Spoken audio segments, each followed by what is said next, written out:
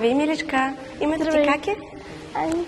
Приятно ми, Ани. Аз съм доктор Илиева. Хайде заповядай в нашето отделение. Здравей, Ани. Добре ли се чувстваш в нашето отделение? Настани ли се удобно? Добре ми е. Измери ли си температурата? Колко е тя? Вдигнала съм 38, малко ме пили глава. Няма проблем, след малко ще ти донесем нещо за това. Радвам се иначе, че се подобряваш. Ще седна ето тук да ти прегледам изследванията, които по-рано направихме.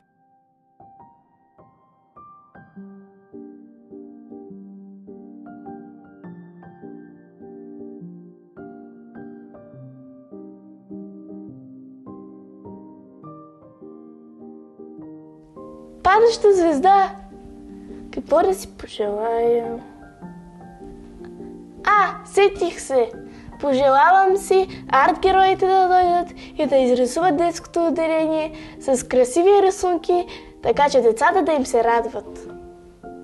Може да си пожелая и да оздравея, ама карай! Ще се пожелая на следващата.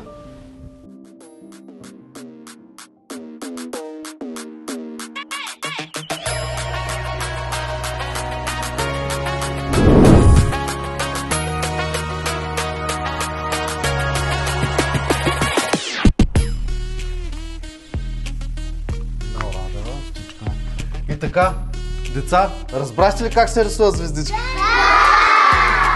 Ей, това е.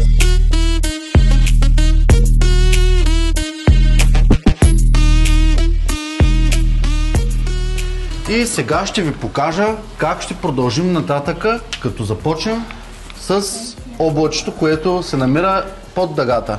Готови ли сте? Да! Yes! Така, Боги, дай да... чакай малко, ето. Да. Така. Гледайте ли сега? Първо ще го направим очичките на облачето. Ало. Вътре е черно. Добър ден. Да. Дърте арт-херо. Да, на телефона е. Здравейте, обаждам се от многопрофилна болница град Добрич. Аз съм доктор Димитрова. Така? И искам да ви помоля да дойдете много спешно в болницата, защото трябва да направим едно невероятно вълшебство. Чудесно, красиво за децата. Супер, добре. Ами ние в момента рисуваме детска градина Зорница и когато сме готови, ще дойда да ви обърна внимание. Даже още днеска може да се случи. Става ли, ученици? Очаквам. Добре, направим окей, ли? ще се видим днеска тогава. Да, и аз ви благодаря, хубав ден. Добре, деца, да продължаваме да рисувам, искате ли? Да! Да продължаваме. Така. Добре, сега.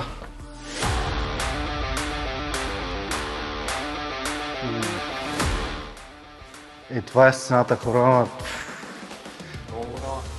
Защото е огромна. Може би това е най-дългата стена, която някога ще правим. Сме правили.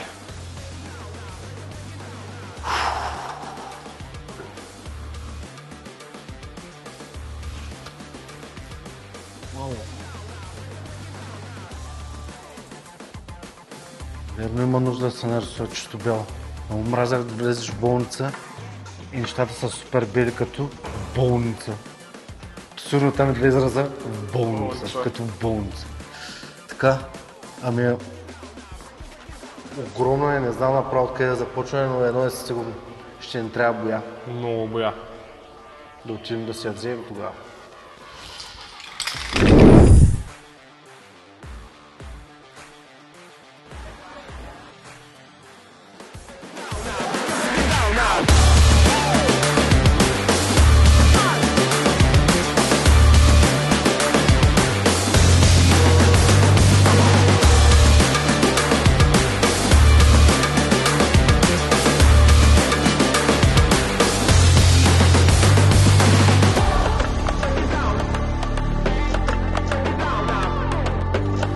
Здравейте, арт-герои! С какво мога да съм полезна днес? Здрасти! Здрасти! Идваме за новата си мисия и ще ни трябва твоя магически каталог на Витекс. Ето го в мене. Yes, ей това е. Серия от цветове. Така. Какво ще говорите? Ще рисуваме детското отделение в нашата болница и ще ни трябват доста цветни цветове.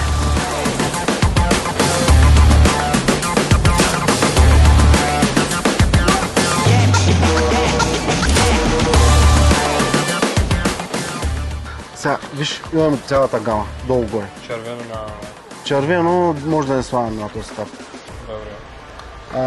Идеята е тук, че ще видим как върви проекта, трябва да се върнем пак. Добре. Окей. Да ги забъркаме. Забъркаме ги.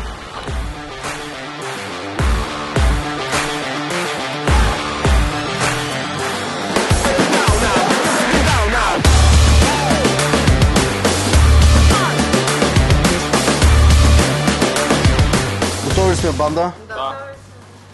Успех. Да, благодаря. Чао!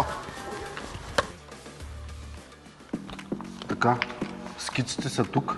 Давам ти половината на тебе, че поемаш лявата част. Аз почвам център и надясно. Добре. И да започнем да скицираме. Когато сме готови, ще се обадим на другите да почнат да отцветяват и да ни помогнат, окей? Да започваме. Let's go, let's go! Така.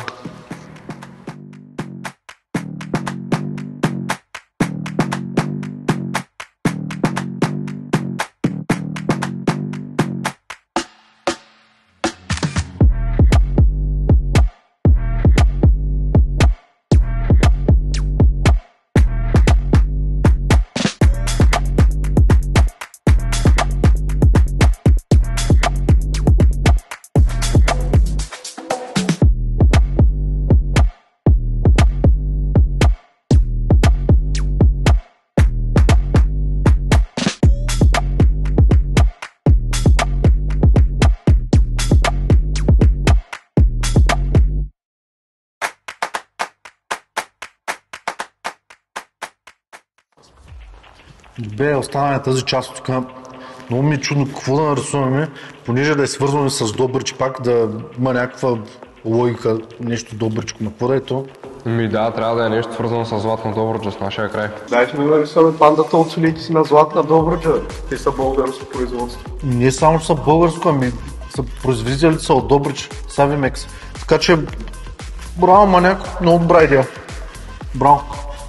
Обаче предлагам да нарисуваме не една, а примерно 3 панди в някаква композиция, които правят някаква гонка, примерно.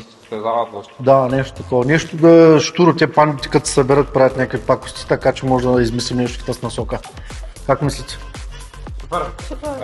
Добре, да действаме.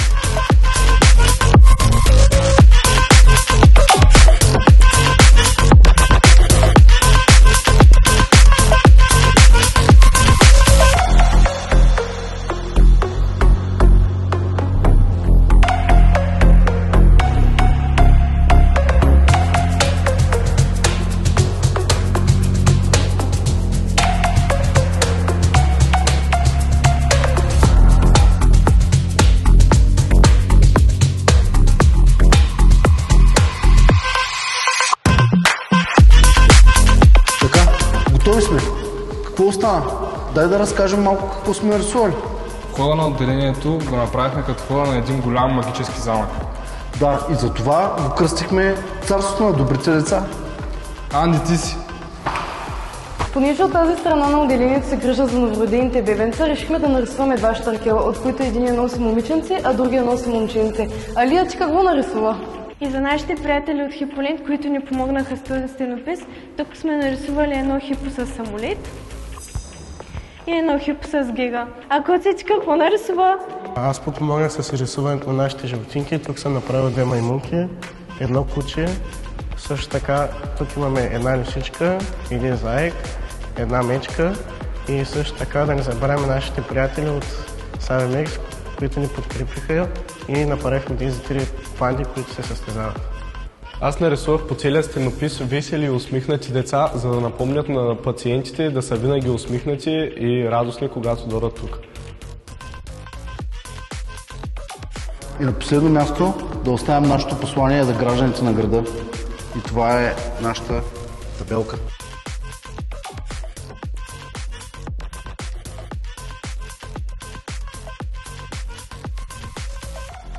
Така, банда, знаете кое време дойде? Да, изкуството ще спаси света. Не, бе. Не, бе, момчета. Време е за голямото откриване, бе. Да, точно така. Ами, да откриваме тогава.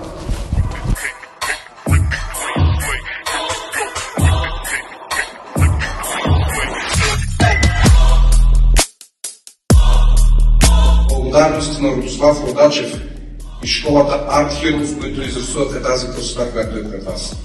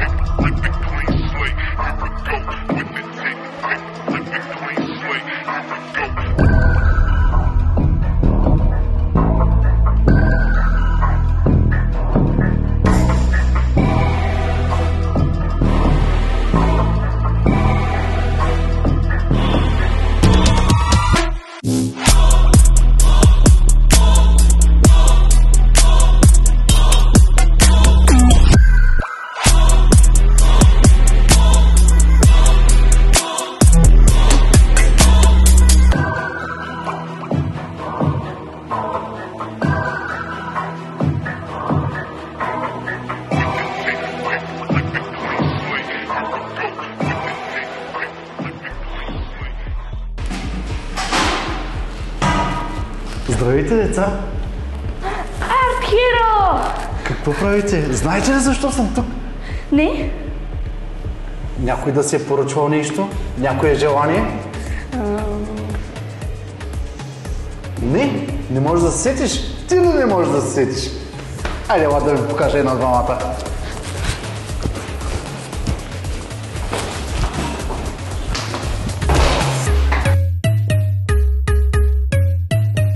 Айде, излезте да видите. Има дворец! Да. Колко е цветно! Мечетата от солетите!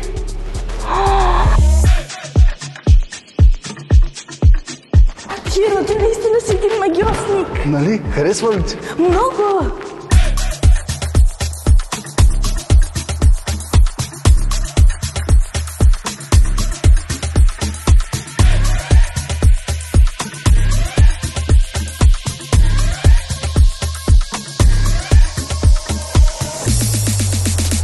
А аз съм доволен, че всички деца, които ще го видят, ще ги зарадвам с нашите рисунки.